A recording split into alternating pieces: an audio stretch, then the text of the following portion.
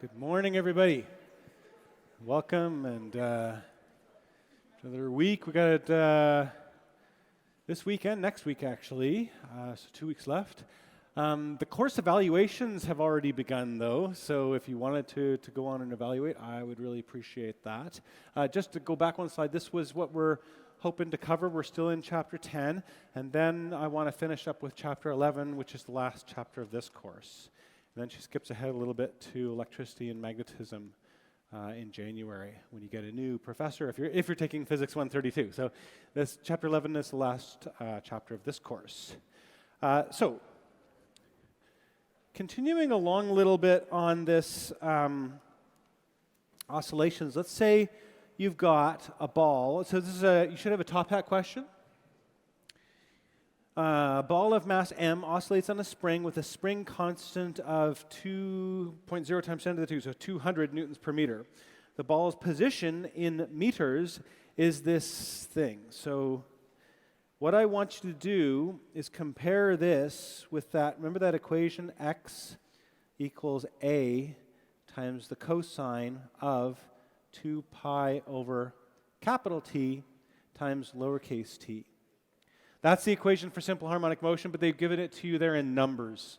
So you have to kind of compare that.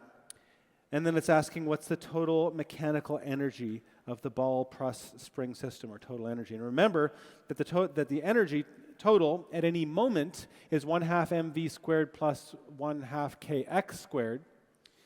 But when x is at its maximum, v is 0. And when v is at its maximum, x is 0. So there's also these two equations, which is that the total energy, you can just find it from E equals 1/2 Ka squared, where A is the amplitude, the maximum value of x. That happens to work. You can also use, if you happen to have V max, 1/2 mv max squared. So either one of these are all constants, right, will give you the constant total energy of a simple harmonic motion oscillator. See if you can get that. Think, pair, or share. If you might have to do a little calculation here. I'll give you a minute and a half to do that.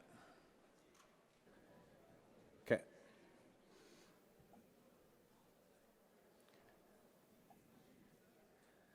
Hopefully you got your calculator handy. You can do this. Anybody need more time, or we're good? No one's yelling at me, so hopefully you got it.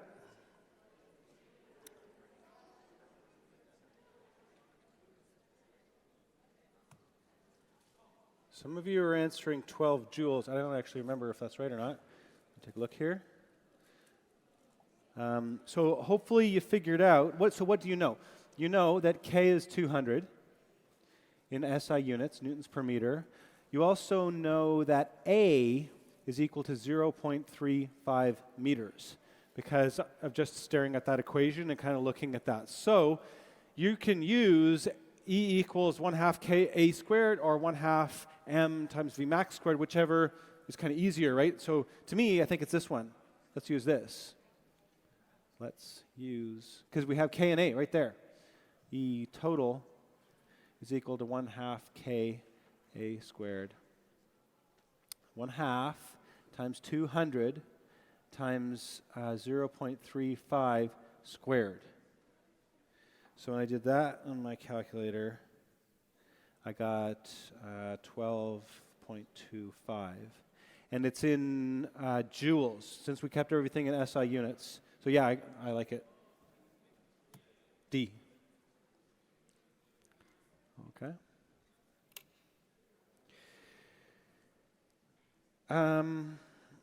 Let's do another one. So this one was from this morning, pre-class quiz. A light, long spring is connected to the ceiling. So here's the ceiling. Here's the spring. Here's like its equilibrium, spring equilibrium. So there's two equilibriums. It's a bit confusing for a vertical spring. There's the spring equilibrium, where there's no force on the end of the spring. And then there's the mass equilibrium, which is down here.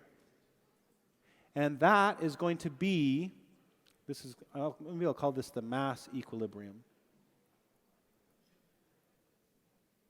So the mass equilibrium is when the upward kx force is equal to the downward mg force. So you've got the sum of all the forces in the y direction is 0, is equal to kx minus mg. So you get that kx equals mg. So we're trying to find the spring constant, I think. It's mg over x. So it's going to be 0.4 times 9.8 divided by 0.04. And I think I got the spring constant for the system, just from where it's at rest, is equal to 98 newtons per meter. So that's the first thing. And then what happens is that from that position, you give it an extra little kick to get it starting to oscillate. And they don't tell you, I think, the amplitude here, but small kick is the oscillation. So oscillations,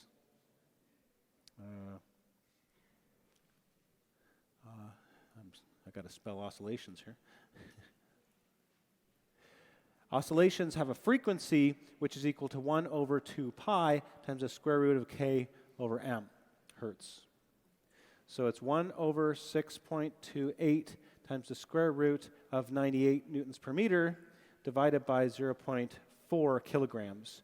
And I got 2.49, and that's hertz. Okay. That's how I did that one, in case you were wondering. That's something that comes up a lot in these hanging springs, is that you need the spring constant, but nobody tells it to you, but they do tell you where the equilibrium position is, this 4 centimeters here. So you have to first find spring constant, then use it to find the oscillation frequency. Makes sense?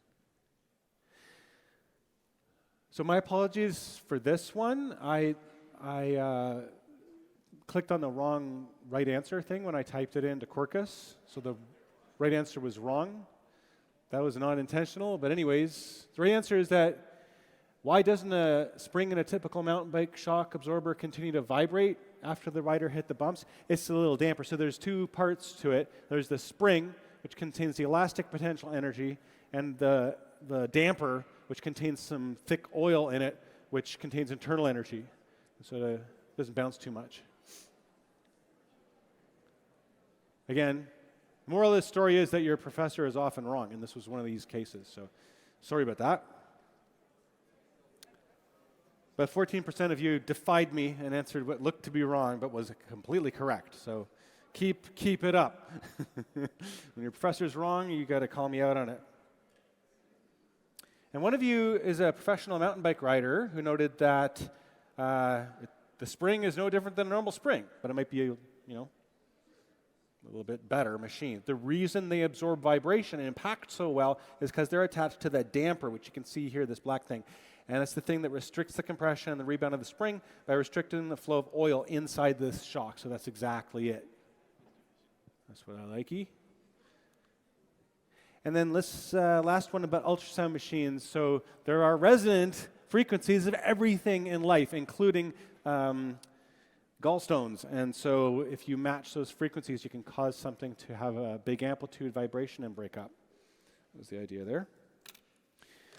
Okay. But I still want to continue a little bit because we never really solved out the, and there's a birthday. And so there's no audio to this one, but so this is again a resonance idea, which is that if you, I don't know if you've ever put your finger on a wine glass and gone around, but you can make it resonate. It has a natural frequency that it wants to vibrate at. And also you can even flick a wine glass with your finger and it'll make a certain note.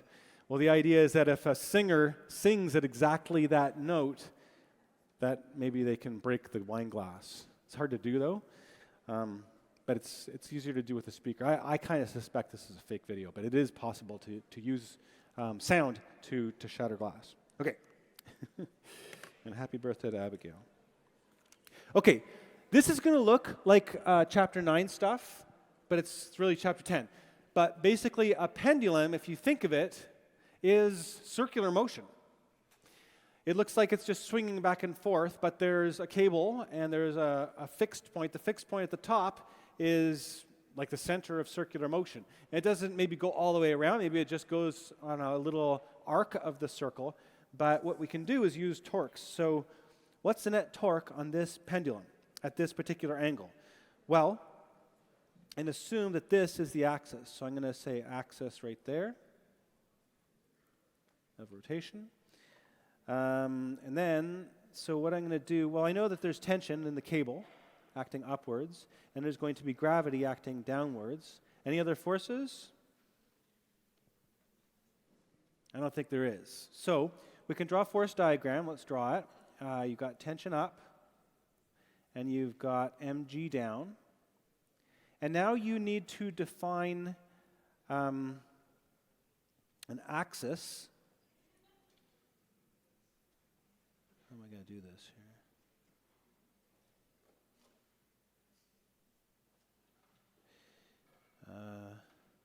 So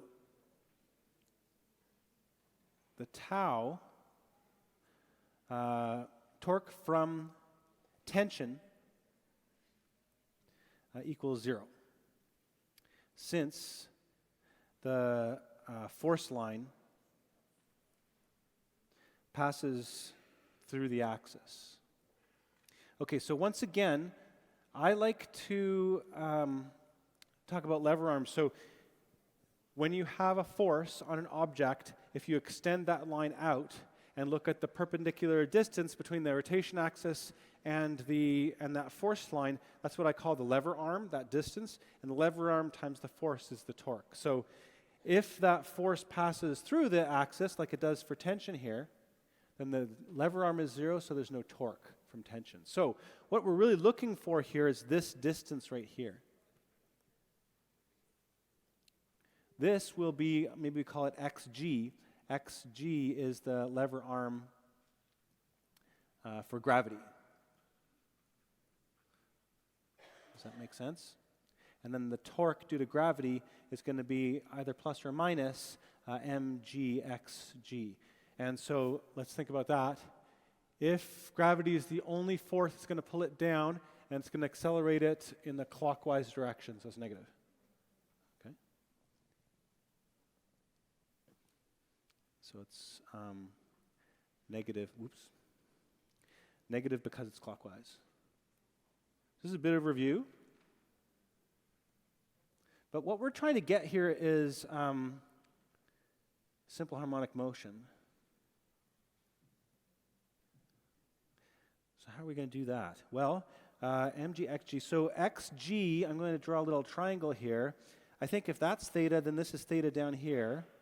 And here's xg, and here's L. The hypotenuse is the length of the cable. So I think that sine of theta is xg divided by L. So the torque is negative m times g times L times sine of theta.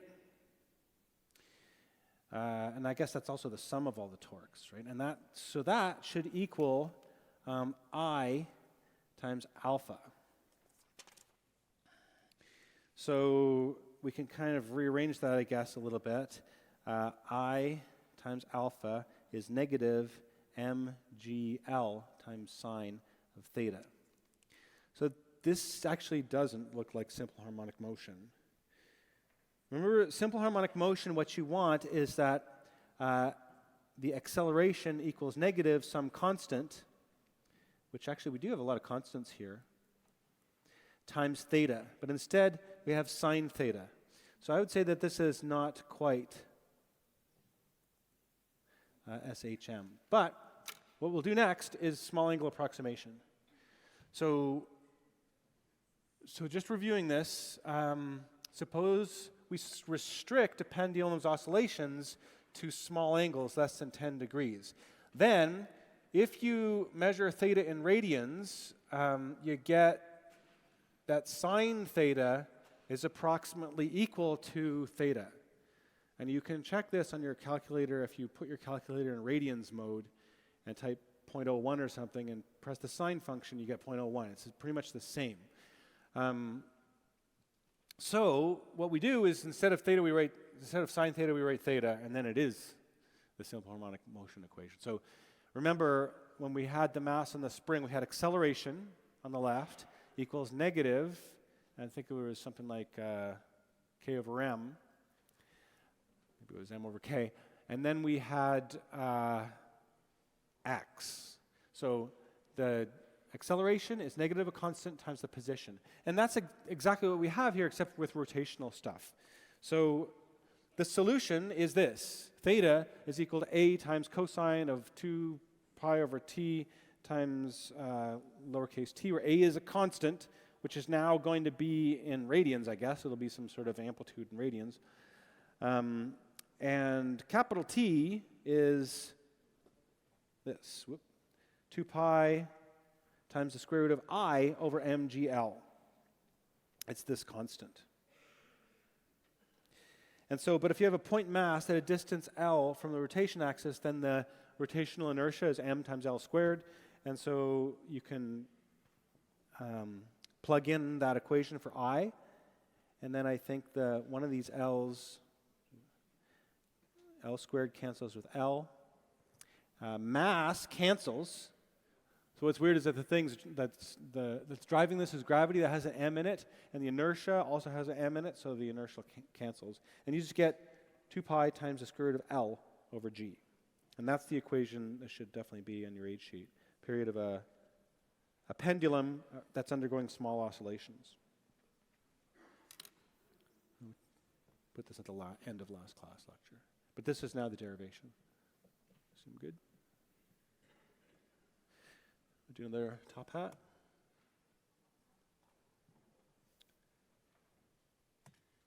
This is a pretty straightforward one, but two pendula have the same length but different masses. The force of gravity is larger for the larger mass. So which one has the longer period?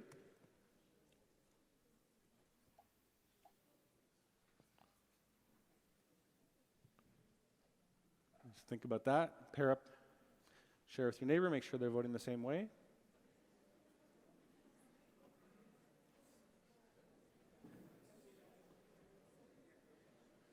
Survey says C, neither. Basic idea here is that the period is 2 pi times L over G, does not depend on mass.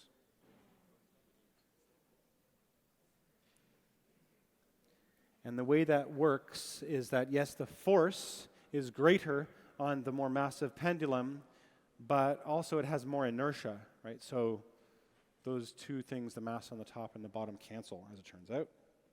Usually when things are driven by gravity, their accelerations are not proportional to their mass, because the inertia is also, inertia and the driving force are both proportional to mass. So this is the next one. A person swings on a swing. Let me start it up.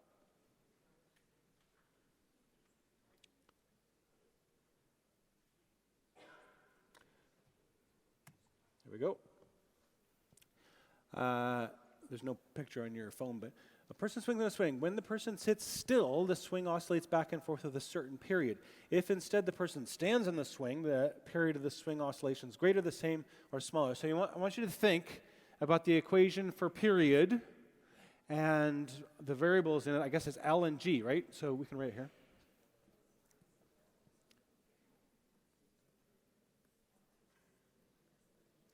So what's L, what's G, and would any of these be different if you were standing up on a swing versus sitting down? I think there is maybe a difference. But check your neighbor. What does your neighbor think? Going once, going twice. Okay. Alrighty. Let's see what people say.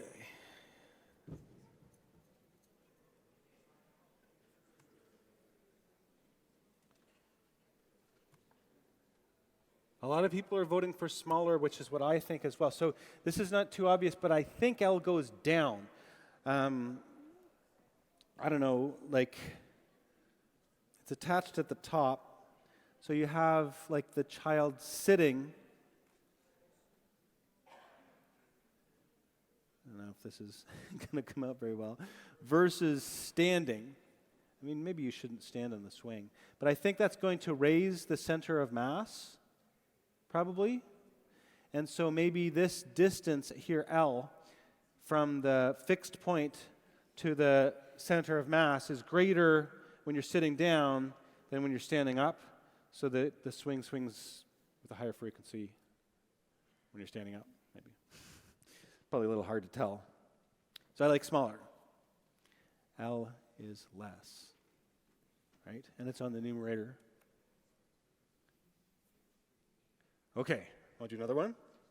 It's a slight change, but something. So now, the other thing you think would not change would be G, right? This is 9.8. But let's think about that for this top hat question. So a grandfather clock works because there's a pendulum that's swinging with a particular length in a certain period. So that it's an old style of clock where the driving oscillation is the swinging of this big pendulum, and you can make slight little adjustments to the length of this pendulum to make sure your clock doesn't tick too fast or tick too slow. So this clock has been calibrated to work at sea level. But then it was sold on eBay to a buyer in Calgary who set it up in their living room. So, and you got to remember that even a slight variation here could, after a few months or something like that, cause your clock to be wrong, right? So you need a very, very precise period. Calgary being kind of up inland near the Rocky Mountains. So.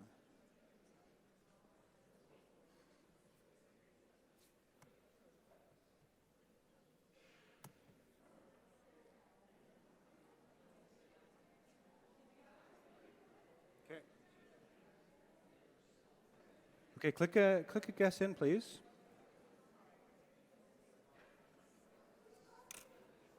I'll tell you my reasoning.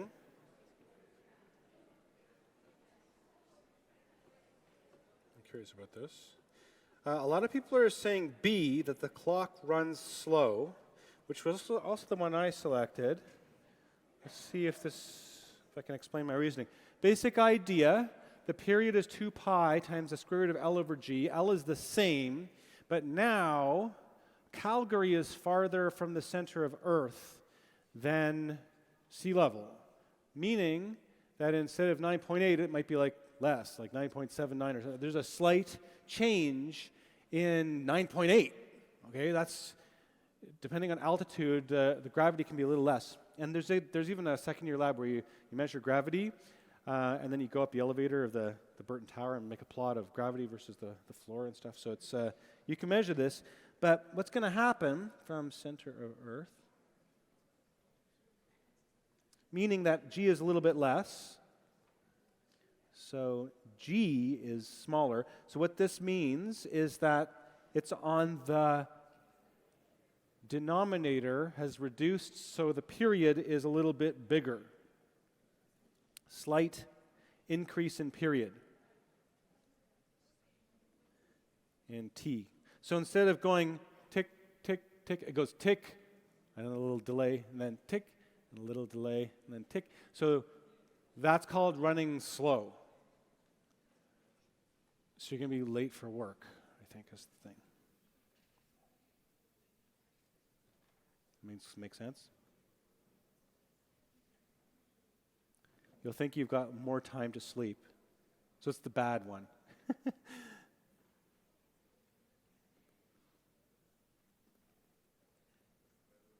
There's a little extra. So it's slow.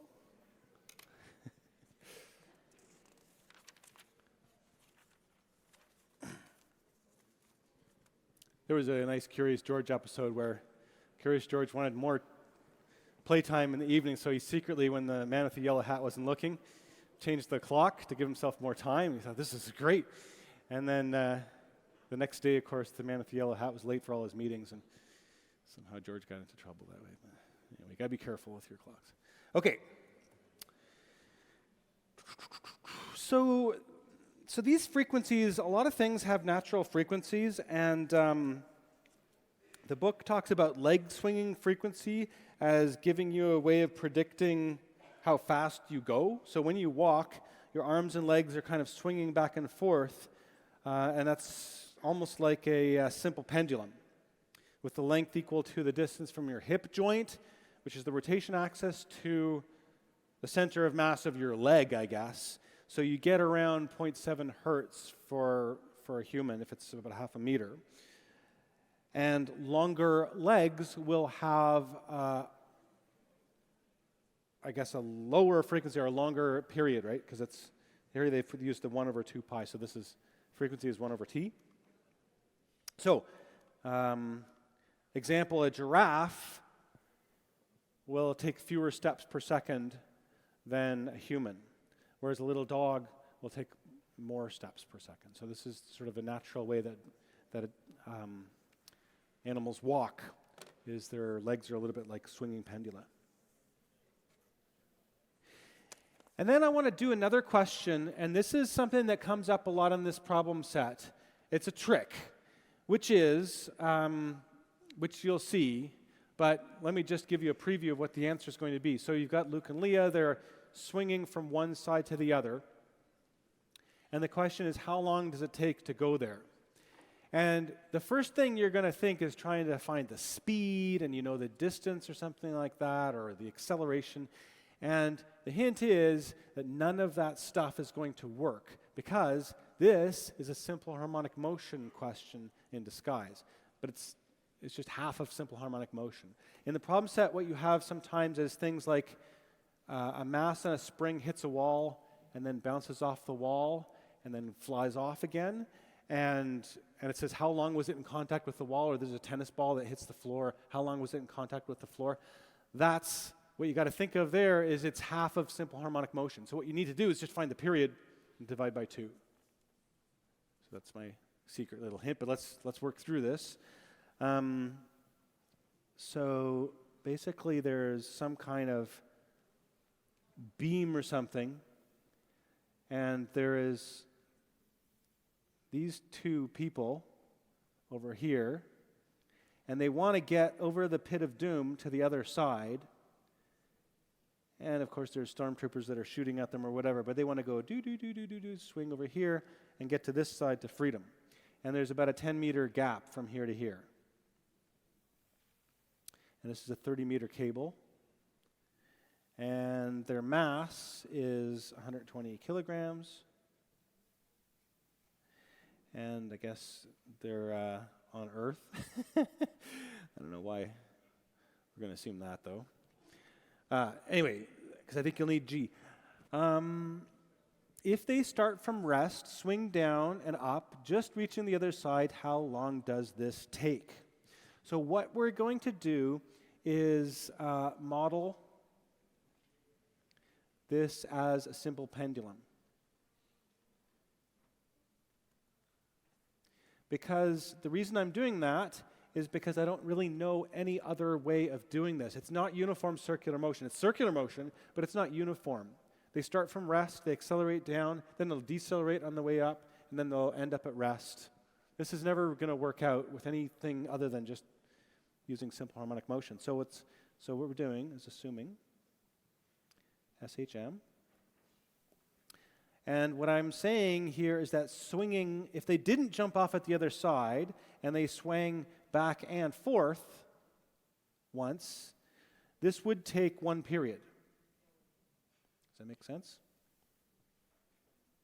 So if you find half that, you'll get the answer. It's a trick. A one-way trip swing should take the time t over 2.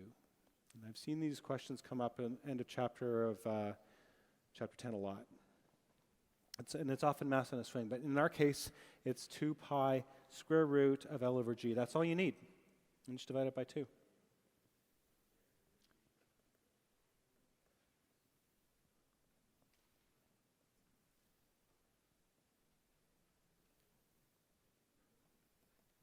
guys okay with that? 30. So all you need is 30. None of the other things matter. And of course, you're going to need 9.8, which isn't very good for a science fiction question. But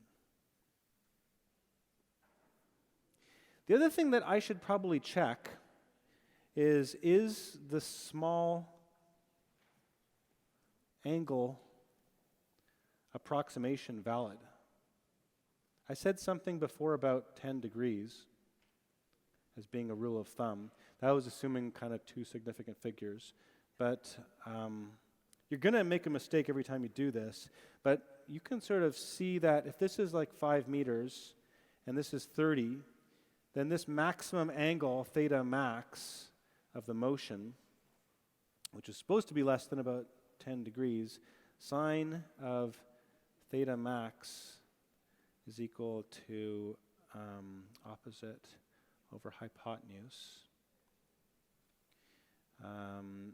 So theta max is sine to the minus 1 of 5 over 30, and I plugged that in my calculator and I got 9.6 degrees. Well, yeah.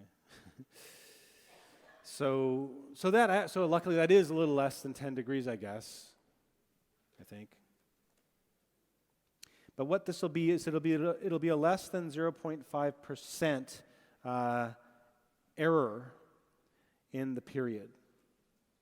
So every time you make a small angle approximation, you're making a bit of a mistake. But as long as that's less than maybe 1%, then you can use two significant figures and get the correct answer, as long as you round to two significant figures, which we're sort of doing anyways.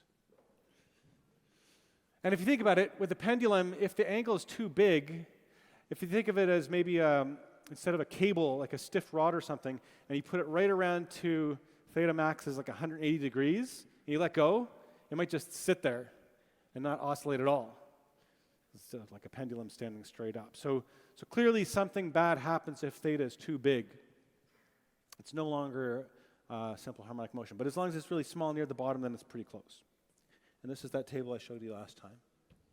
So the condition for simple harmonic motion is small angles. I'll put maybe theta max less than around 10 degrees.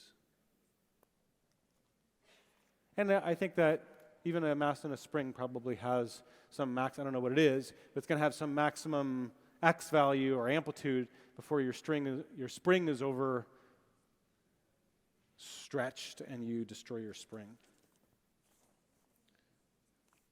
Okay. So I think that's it for the simple harmonic motion.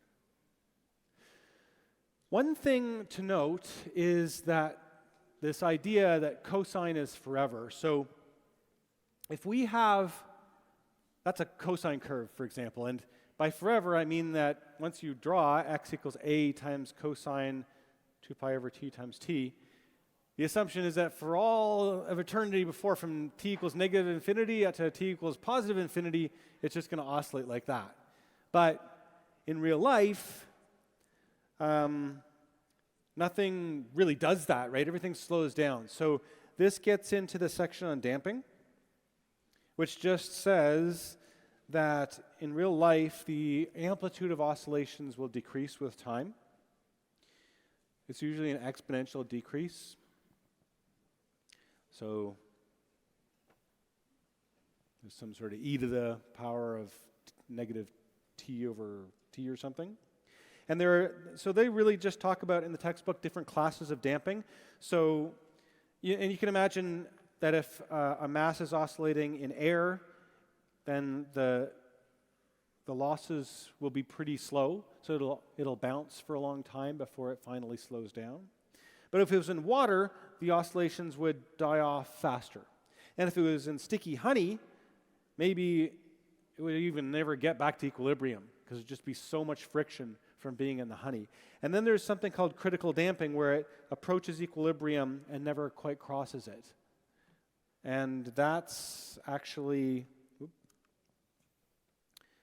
we'll get back to that. But a weakly damped system continues to vibrate for many systems. It's called weakly damped oscillator. Then there's over damped, where it never, or it takes a very long time to return to equilibrium. And in a critically damped system, the vibrating object returns to equilibrium in the shortest amount of time possible, but it doesn't produce vibrations. And when people design shock absorbers for cars or for mountain bikes, they try to change the viscosity of the oil so that it gets to the critically damped system. Because every time you hit a bump on your bike, you don't want it to bounce up and down a lot of times. You want it to hit that bump, kind of return and not get you bouncing up and down. Okay.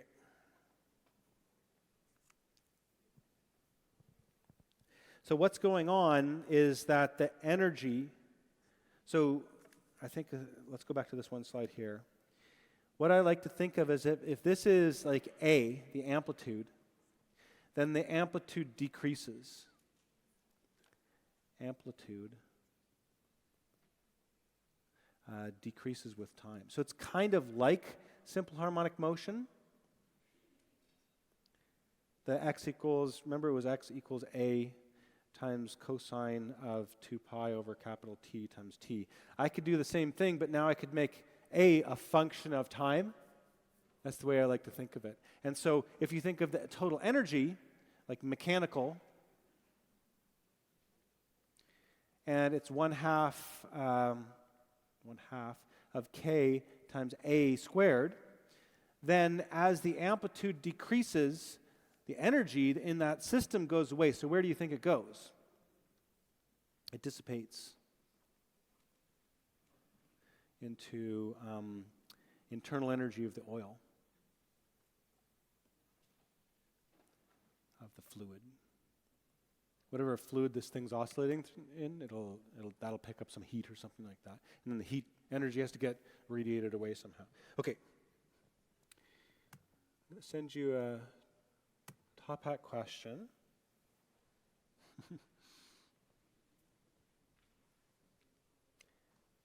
There aren't a lot of real questions you can do in these couple of sections, but here's one. Here's a damping question, really. A 0.5 kilogram cart is attached to a horizontal spring, the other end of which is attached to a fixed bumper. The spring constant is 150 newtons per meter. The cart is pulled to the side and released from rest when the spring has been stretched by 0.035 meters. How much mechanical energy is converted to internal energy before the cart stops oscillating? So, idea being that this is like initial amplitude. But then the amplitude will decrease down to 0. 0.035 meters. And then the final amplitude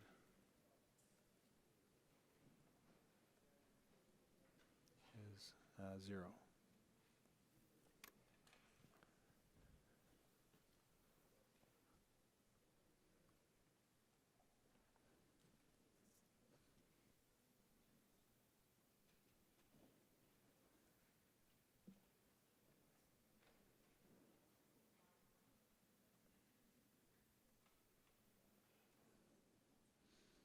I guess that's the equation somehow.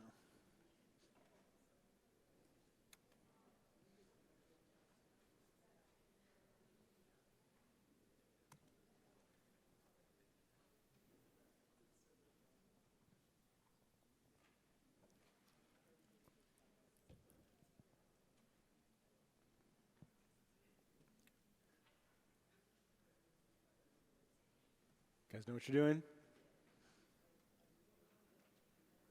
There's a big hint.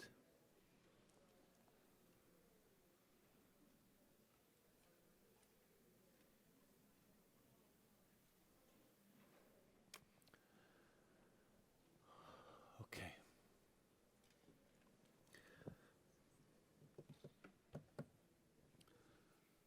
What are we getting here?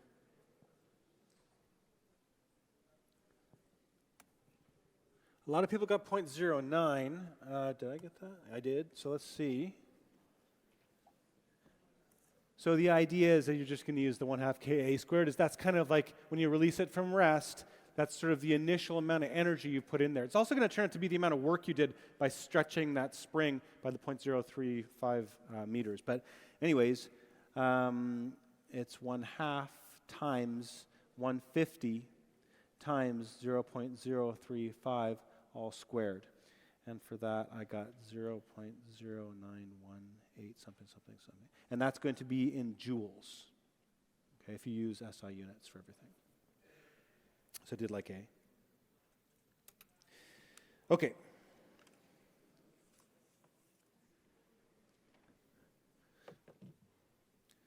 So the last thing is this resonance. So consider an oscillating system that when left to itself oscillates at some frequency, F0.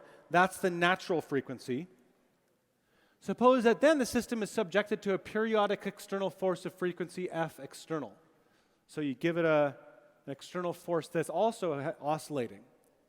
Then the amplitude of oscillations is generally not very high if the external frequency, driving frequency, is not the same as the natural frequency. But as you start to match these two frequencies, and you can come at it from below or from above, then the amplitude of the oscillations rises dramatically, and it looks something like this. And I always think of a child sitting on the swing. So you can sit on the swing, and you can get yourself moving just by oscillating your legs back and forth. And you'll learn very quickly that if you do really, really fast, okay, it doesn't really work. Or if you do it, I guess, really slow, it doesn't work. But if you were to match your driving frequency of your legs to the natural swinging frequency of the swing, that it would even if you weren't moving your legs, then what happens is that bit by bit, your amplitude goes higher and higher and higher. So you've matched your driving frequency to your natural frequency, and that's the phenomenon of resonance.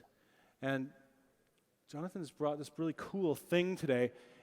What it is these saw blades that are on the end of this little piece of wood, and the longer saw blade has a lower lower frequency, longer period, and then the high frequency saw blade is down there. And what I can do is turn the crank to oscillate the piece of wood at different frequencies. So what will happen is I will gradually change the frequency up and up and up, and when it hits resonance for one of the saw blades, you'll see that particular saw blade have a big amplitude. There we go. I'm just about hitting the amplitude for the big saw blade. Let's keep cranking it. Yeah. More. There's the second saw blade, it's gone. Higher frequency. Third saw blade. And then if I keep cranking it, I should get to the fourth saw blade. Oh, there we go. Fifth. Let's see if I can get to the last one. There we go. Okay, so as I increased the frequency, it sort of went along and hit these different saw blades. And it turns out this is exactly how the basilar membrane in your ear works, is you have sound waves being that driving frequency, and all these different little sensory hairs in the cochlea of your inner ear, and they will have a strong vibration when that external frequency matches the frequency at that point on the basilar membrane. And so that's how your ear is so sensitive to frequencies and can pick up all the different frequencies in a note. Okay, what do we got here? That's idea of resonance. Someone asked on the pre-class survey, would all objects have a specific vibration frequency that can cause resonance to the object, even metal, buildings, vehicles, and so on? So that's absolutely right. Every building, the engineers will note that there is a resonance frequency, and the larger the building, or taller the building, or whatever, depending on what it's made out of, the frequencies are usually longer. Or periods are longer for taller buildings. It's in the second sort of region. And this is important if you happen to have an earthquake going by or something. Here's something from the text just showing if you have a driving frequency. This is a little bit weird of a diagram. You got time for this? Almost. Maybe I'll come back to this one a little later because let's describe this next class. But this is a cool video showing resonance which caused the collapse of a bridge This is like back in the 1940s or something, and so there's an old car there and some guy running off. But there was gusts of wind coming through the Tacoma Narrows at a certain frequency, and they designed a suspension bridge that happened to have that same frequency of natural oscillations. So what happened is it eventually destroyed the bridge. So if you haven't done it, please check your UToronto email and respond to the course evaluations, evaluate the course.